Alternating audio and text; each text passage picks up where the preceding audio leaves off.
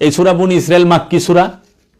মহানবী যখন এই সূরা যখন নাজিল হইছে তখন সালাতই আহে নাই, অথচ এই সূরার আয়াত দিয়ে সালাতের দলিল দিতেছে। মহানবী সালাত, মোল্লারা ওয়াহাবিরা কয় না নবী আমাদের মতো মানুষ, নাউজুবিল্লাহি মিন যালিক।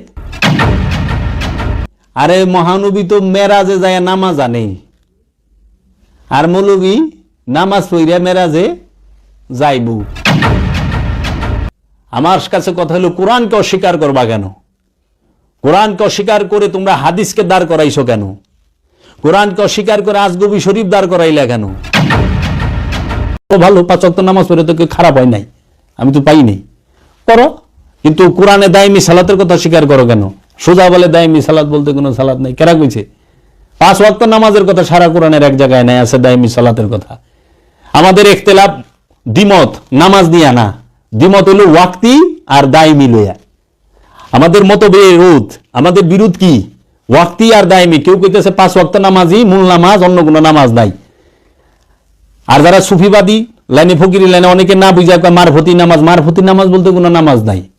কোরআনে আছে দায়মি সালাত, হাদিসে আছে ওয়াক্তি সালাত। তো ওয়াক্তি সালাত হাদিসে, হাদিসের জন্ম মহানবীর উফাতের 250 বছর পরে। আব্বাসিয়া রাজা মুতাওয়াক্কিল ওর জামানায়, মুতাসিম বিল্লাহ ওর জামানায়, মামুনুর রশিদের জামানায়, হারুনুর রশিদের জামানায় এরা লেখাইছে।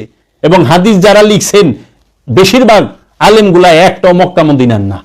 এবং সবচেয়ে আশ্চর্য হইবা, তারা যে হাদিস সংগ্রহ করছে, একটা হাদিস সংগ্রহ করতে 6 মিনিটেরও কম সময় নিছে। ওই জমানায় 6 মিনিটেরও কম সময় নিছে। হাদিস নিয়ে গবেষণা করো, সময় দিয়ে যুগ দেওয়া, এখন তো বিজ্ঞানের যুগ, সব বাইরে যাব থইলার বিড়াল। তাহলে দায়মি সালাতকে অস্বীকার করলেন কেন? কারণ দায়মি সালাত যদি স্বীকার করে, ধর্ম নিয়ে ব্যবসা থাকে না, ধর্মকেন্দ্রিক যে ব্যবসাটা সেটা থাকে না। কারণ এই দায়মি সালাত করতে গেলেই আগে রসুলের কাছে বায়াত হইতে হবে, ওলির কাছে বায়াত হইতে হবে। দায়মি সালাতের ইমাম হচ্ছে আপন মুর্শিদ, আপন রসুল, দায়মি সালাতের ইমাম। এবং জোড়ায় জোড়ায় দাঁড়াও, দায়মি সালাতে বলছে তোমরা আল্লাহর জন্য দাঁড়াও, তোমরা সালাতে দাঁড়াও, প্রথমে জোড়ায় জোড়ায়, তারপরে এই জোড়াকে একজন আমানু মুসল্লি, একজন মুসল্লি আর একজন হলো তার গুরু ইমাম মানে রসুল। এই দুইজন, রসুল সালাত শিখাবে, মুসল্লি সালাত শিখবে, গুরু সালাত শিখাবে, মুরিদ সালাত শিখবে। এই জন্য আল্লাহ রসুলের জন্য সালাত না, আল্লাহ রসুলের মুরিদের জন্য হচ্ছে সালাত।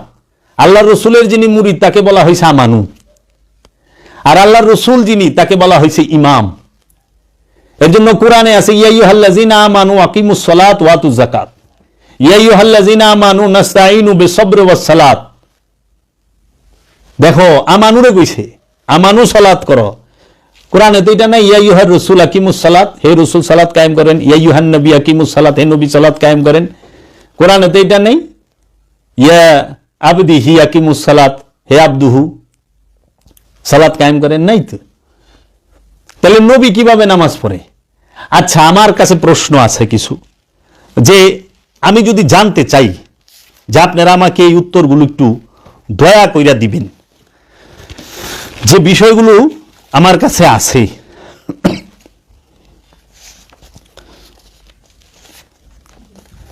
যে মেরাজে গমন করে রবের দিদার লাভ করার পরে কি সালাত আছে? আচ্ছা, আল্লাহরে দেখার পরে কি নামাজ পড়ে? নামাজ আছে। কোরআনে সূরা হিজরের 99 নম্বর আয়াত আল্লাহ কইতেছে ওয়াবুদু রাব্বাকুম হাত্তা ইয়াতিকাল ইয়াকিন। ওয়া এবং আবুদু দাসত্ব করো হাত্তা ইয়াতিকাল ইয়াকিন, বিশ্বাস অর্জিত হওয়ার আগ পর্যন্ত। তাহলে বিশ্বাস ইয়াকিন অর্জিত হওয়ার আগ পর্যন্ত ইবাদত করো। ইয়াকিন আইসা গেলে, ঈমান আইসা গেলে, মুমিন হয়ে গেলে তার জন্য আর ইবাদত নাই, সে তখন ইবাদত শেখাবে কেমনি ইবাদত করে। আমানুর জন্য ইবাদত, মুমিনের জন্য ইবাদত না। মুমিন হইল গুরু, মুমিন শিখাবে। এর জন্য ঈমান কি?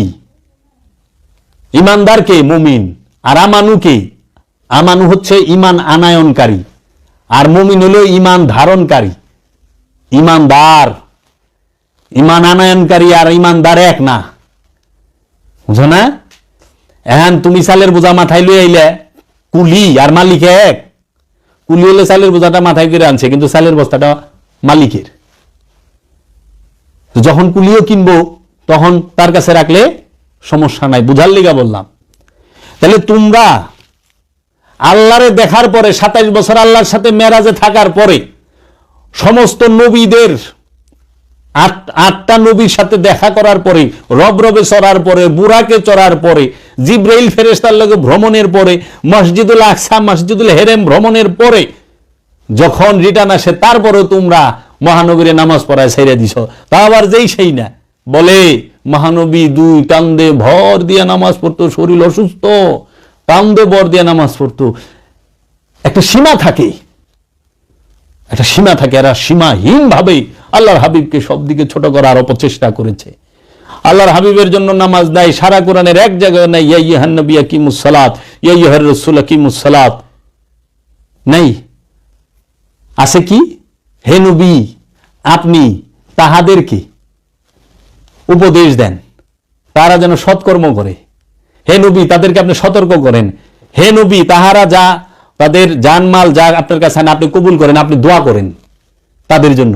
আপনি দোয়ায় তারা মুক্তি পাইব, তারা শেফা পাইব। আল্লাহ নবী দোয়া করব, আল্লাহ নবীর কাছে যা সব জমা দিতে হবে। তোমার বাড়িতে ফেসাদ লাগছে, আল্লাহ নবীর কাছে যাইতে হবে মীমাংসার জন্য। তোমার মনে ফেসাদ লাগছে, আল্লাহ নবীর কাছে, আল্লাহ রসুলের কাছে যাইতে হবে, আপন মুর্শিদের কাছে যাইতে হবে এটার মীমাংসার জন্য। আর এরা করছে কি?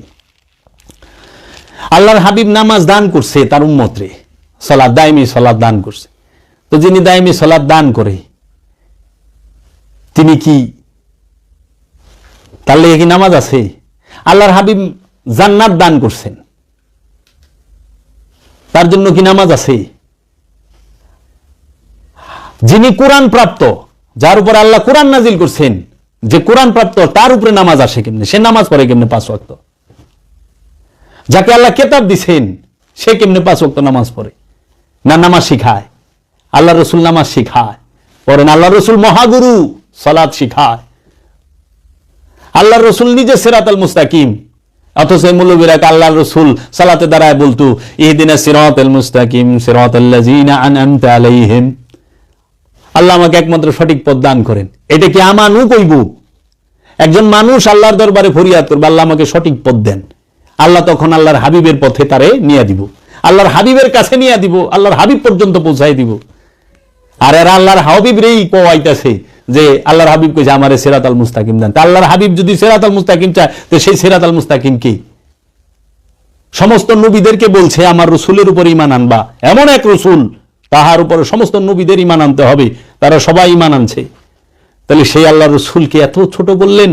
এই উমাইয়া আব্বাসী এরা জাত শত্রু, এই আবু জাহিলের গোষ্ঠী, এই মারওয়ানের গোষ্ঠী, এই মবিয়ার গোষ্ঠী, এরা মহানবীর জাত শত্রু, এরাই করছে। এই আব্দুল ওহাব নজদি, এই নাসিরউদ্দিন আলবানী, এগিনার পেতাত্তা গিনে এই সারা জগৎময় ঘুরতেছে। আর আল্লাহ রসুলরে খালি দেখবেন, আপনি রসুলের প্রশংসা করবেন নাজায়েজ শিরিক, আল্লাহ রসুলের প্রশংসা করবেন নাজায়েজ শিরিক। ওরা মাওলা আলীর নামটা বেদবের মতো নেয়, মাওলা হাসান হুসাইনের নামটা বেদবের মতো নেয়, কিন্তু ওরা ইমাম তাইমিয়ার নামটা রাহিমাহুল্লাহ কয়, নাসিরউদ্দিন আলবানীর নামটা নিবার গেলে রাহিমাহুল্লাহ কয়, আব্দুল ওহাব নজদির নামটা নিবার গেলে রাহিমাহুল্লাহ কয়। কি বুঝাও মাগো? কার নাম কেমনে লও? যিনি কোরআন প্রাপ্ত, যার বাণী কোরআন, ইন্নাহু লাকাউলুন রাসূলিন কারীম, নিশ্চয়ই কোরআন হচ্ছে সম্মানিত রসুলের বাণী। আর সেই রসুল 5 ওয়াক্ত নামাজ পড়ব, আর সেই রসুল কইব রব্বানা যালামনা আনফুসানা। রসুল নফসের উপরে জুলুম করছে। এই কি কষ্ট রাগিলা যেহেন আল্লাহ কইতেছে ওমা ইয়ানতিকু আনিল হাওয়া, আমার হাবিব জীবনে একটা কথা আমার ইচ্ছা ছাড়া কয় নাই। সেই রসুল কেমনে কইব আমি আমার নফসের উপরে জুলুম করছি? রসুল নফসের উপরে জুলুম করে না, তোরা করস। এটা হলো আমানুর জন্য প্রার্থনার আয়াত। আমানু রসুলের সামনে দাঁড়ায়া ফরিয়াদ করবে রবের সামনে, আমি আমার নফসের উপরে জুলুম করছি, ইয়া রাসূলুল্লাহ, হে আমার মুর্শিদ, আমি নফসের উপরে জুলুম করছি, আমারে দয়া করেন। তোরা মেরাজের মধ্যে এই মৌলবীরা 5 ওয়াক্ত নামাজের আবিষ্কার করে ফেলাইছে দায়মি সালাতকে ঢাকার জন্য, দায়মি সালাতকে ঢাকার জন্য। দায়মি সালাতের কথা কোরআনে 82 বার, সালাত শব্দটা 82 বার আছে, 82 বারই দায়মি সালাতের মধ্যে যায়। কারণ ওয়াক্তি সালাতের কোনো সময়ই হয় না, সালাত হলো সর্বক্ষণ। আরবিতে বলে ওয়াক্ত, আর উর্দুতে বলে ওয়াক্ত। যে দাস্তা কয় আবি वक्त कितना, ये वक्त है आने का, উর্দুতে কয়। আর ওয়াক্ত কয় আরবিতে কাম সাল হেন, কত সময় কত। এই ওয়াক্ত মানে সময়, সালাত মানে সংযোগ যোগাযোগ, সংযোগ যোগাযোগের সময় আছে সর্বক্ষণ, সর্বহালতে, সর্ব অবস্থায়, খাইতে লইতে, উঠতে বসতে, ঘুমাইতে, মিলনে, জাগরণে, স্বপনে, সব সময় আল্লাহর রাসূলের সাথে সংযোগ যোগাযোগ প্রচেষ্টায় থাকতে হবে, সাধনায় থাকতে হবে, এই দায়মি সালাতে থাকতে হবে। এই দায়মি সালাতে থাকতে হবে। জো দম গাফেল সদম কাফের, যেই নিঃশ্বাসটা গাফেল ওই নিঃশ্বাসটাই কাফের। গাফেল হওয়া যাবে না। আর শয়তান জাসিমু আলা কলবি বানি আদম, শয়তান তোমার কলবের মধ্যে জড়ো হয়ে বসে রয়েছে। হে বানি আদম, আদমের সন্তান।